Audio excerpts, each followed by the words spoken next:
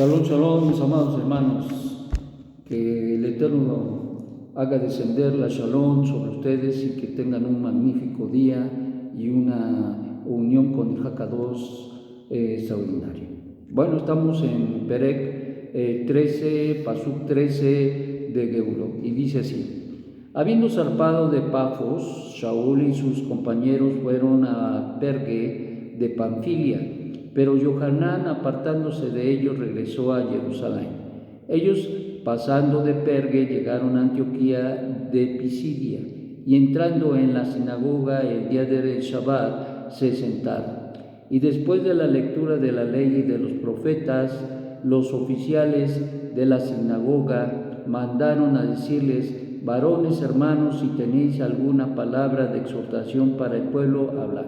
Entonces Shaul se levantó e hizo señal de silencio con la mano y dijo: varones israelitas y los temerosos de Dios, oíd. El Dios de este pueblo de Israel escogió a nuestros padres y enalteció al pueblo, siendo ellos extranjeros en tierra de Egipto, y con brazo alzado los sacó de ella. Y por un tiempo como de 40 años los sustentó en el desierto, y habiendo destruido 7 naciones en la tierra de Canaán, dio a sus tierras en herencia. Esto duró como 450 años. Después les dio jueces hasta el profeta Shemuel. Fue entonces que pidieron rey, y Dios se los dio a Saúl, hijo de Cis, varón de la tribu de Benjamín, por 40 años. Bueno, aquí encontramos varias cosas interesantes, como siempre, y yo creo que nos vamos a enfocar en ello. Una de las situaciones específicamente que Rab Shaul manifiesta de una manera extraordinaria y nos deja ver la lectura es precisamente la condición en las cuales funcionaba una sinagoga en Shabbat, y nos habla precisamente de las circunstancias, más bien de la halajá que se llevaba a cabo en la sinagoga. Y aquí destaca muy interesantemente en el Pasuk 15, y dice: después de la lectura de la ley y de los profetas, los oficiales de la sinagoga mandaron a decirles: varones hermanos, si tienen alguna palabra de exhortación para el pueblo, habla. Esto significa, por lo tanto, que la estructura que se tenía en aquellos días hasta el día de hoy permanece. ¿Cuál estructura? La estructura de cuando rezamos, que no se dice acá, pero acá nos deja entrever que esto sucedía, y luego, muy importantemente, la lectura de la Torá y de los profetas, que eran parte del servicio cultico que se daba en las sinagogas. Después de esto vendría lo que llamamos nosotros la enseñanza de la Torá. En este caso le piden a Rab Shaul que si tiene una palabra de exhortación, pues que lo haga en esos momentos. Esto nutre de alguna manera la esencia y la sustancia del servicio que se lleva a cabo en la sinagoga. Desde aquellos días hasta el día de hoy siguen siendo estos los parámetros importantes del servicio cultico en la sinagoga. Número 1, el rezo. Número 2, la lectura de la Torah. Número 3, la lectura de los profetas. Y número 4, la exhortación, es decir, basado en las lecturas que se dieron de la Torah y de los profetas, se da la enseñanza, la instrucción, para que el pueblo pueda ser alimentado y fortalecido de una manera extraordinaria. De aquí, entonces, podemos ver que desde aquellos días hasta el día de hoy, podemos ver que esta estructura dentro del servicio cultico en Shabbat a Hashem ha sido y es y ha permanecido. Sus variantes hay, y como las diferentes líneas del judaísmo tienen sus propias halajot, entonces hay variantes, pero al final del día esencialmente esto es lo que permanece dentro de lo que es la estructura básica y que aun cuando hay ciertas variantes, lo más importante es que esta sea siempre la estructura básica y sustancial del servicio cultico al Eterno en una sinagoga. Entonces, esto lo aprendemos, lo recalcamos, lo afirmamos, y por eso es que todo el judaísmo conlleva esta halajá, esta liturgia incluso que se lleva en cada Shabbat. Y entonces esto es muy importante que nosotros lo señalemos y veamos que nosotros venimos siguiendo la misma línea que en un determinado momento se tenía en las sinagogas en aquellos tiempos. Esto nos afirma y nos confirma que vamos en el camino correcto y que siendo nosotros el judaísmo netzarita, judaísmo, entonces seguimos los mismos parámetros, las mismas raíces que nuestro pueblo tenía ancestralmente y que han nutrido a la vida del pueblo de una manera extraordinaria a través de los siglos hasta el día de hoy. Más tarde, diría Rav Shaul, habla de la exhortación y empieza a hablar y empieza a disertar hacia una condición muy importante.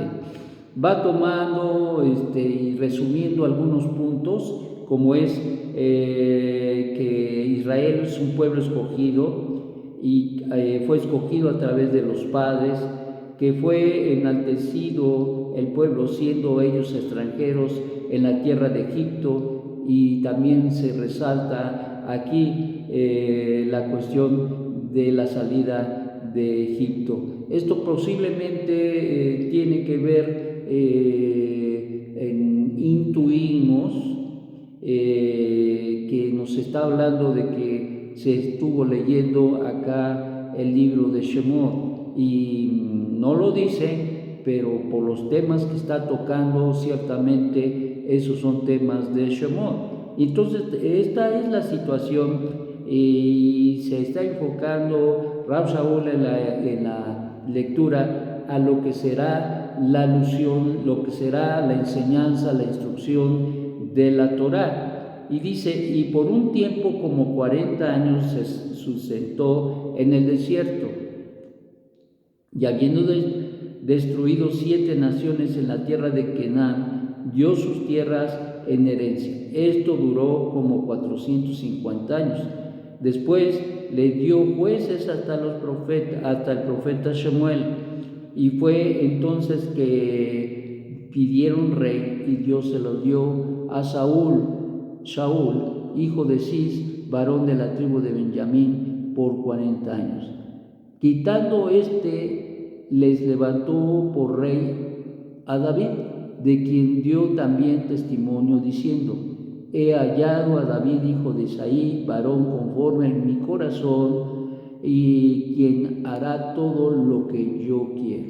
Entonces, ahí ya se introduce, se da un relato histórico, recuerda quién es Israel, el escogido, el pactado por el Eterno, y todo lo que el Eterno hizo a partir de que fue elegido y fue sacado de Egipto. Y ahora llegamos al punto donde nos habla de 2 reyes: Shaul, que fue el primer rey de la tribu de Benjamín, y también a David, que ahora sería de la tribu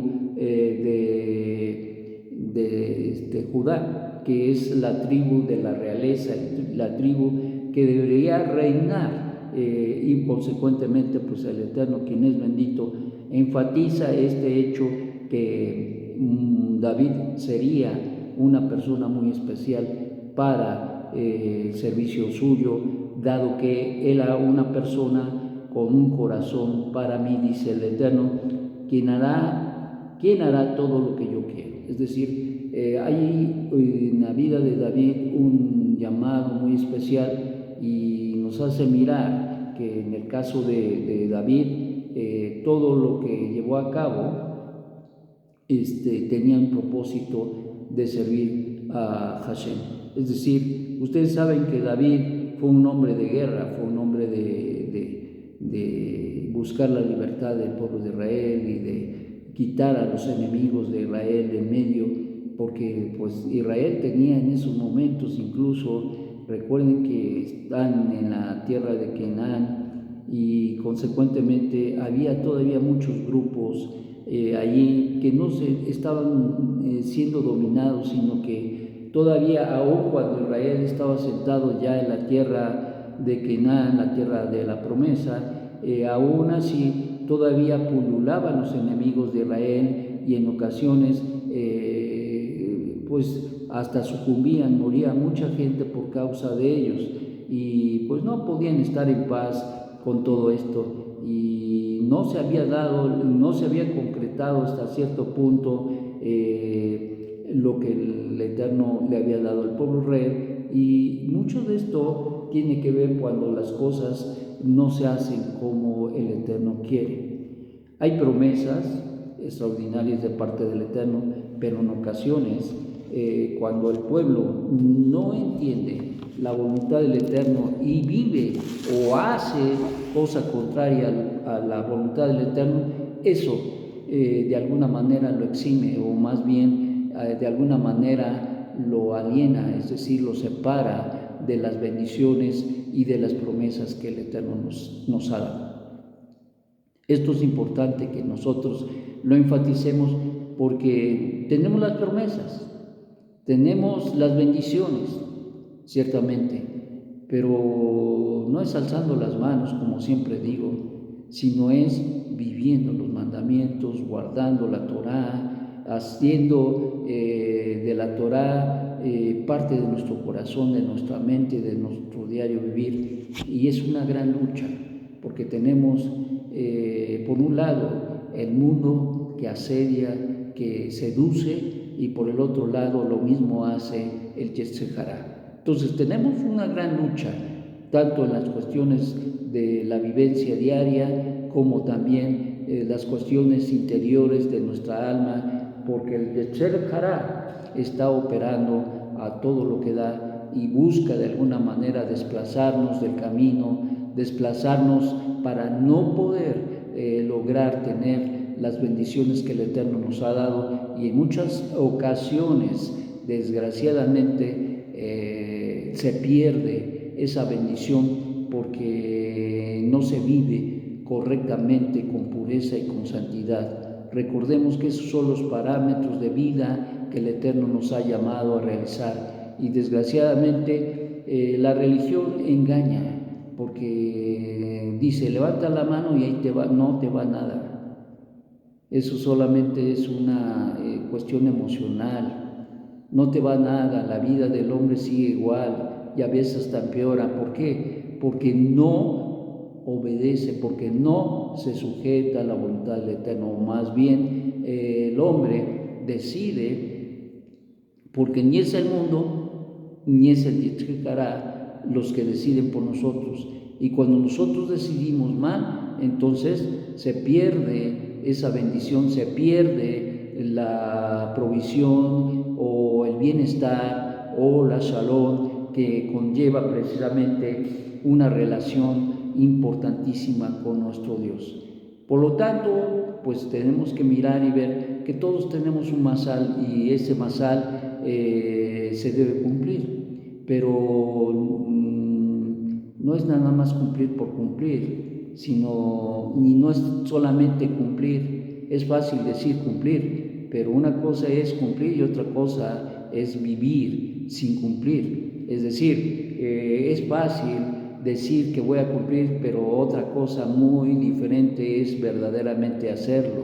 Y eso es la separación, es lo que nos separa de la bendición, es lo que nos separa de recibir los beneficios de los cuales habla el Eterno en la Torá. Y desgraciadamente en la vida del pueblo de Israel, si nosotros nos damos cuenta en su historicidad, nos damos cuenta de que ha tenido muchas subidas y bajadas, y si nos vamos a ver a nuestra propia vida, también nuestra vida ha tenido subidas y bajadas, y hasta cierto punto es importante porque cobramos impulso, pero ciertamente una de las cosas importantísimas es mantenernos en el camino, persistir, insistir en vivir conforme a la voluntad del Eterno y cada día elevarnos y recibir esas bendiciones que solamente se pueden obtener cuando vivimos una vida sujeta a Hashem, viviendo verdaderamente con emuná. Que el Eterno, quien es bendito, te haga pensar y reflexionar en ello y que tu vida sea transformado verdaderamente y no que se quede en el vacío de no llegar a ningún lado. Que el Eterno te dé la oportunidad y tú te des la oportunidad de siguiendo bien, sirviendo al Eterno. Shalom, shalom.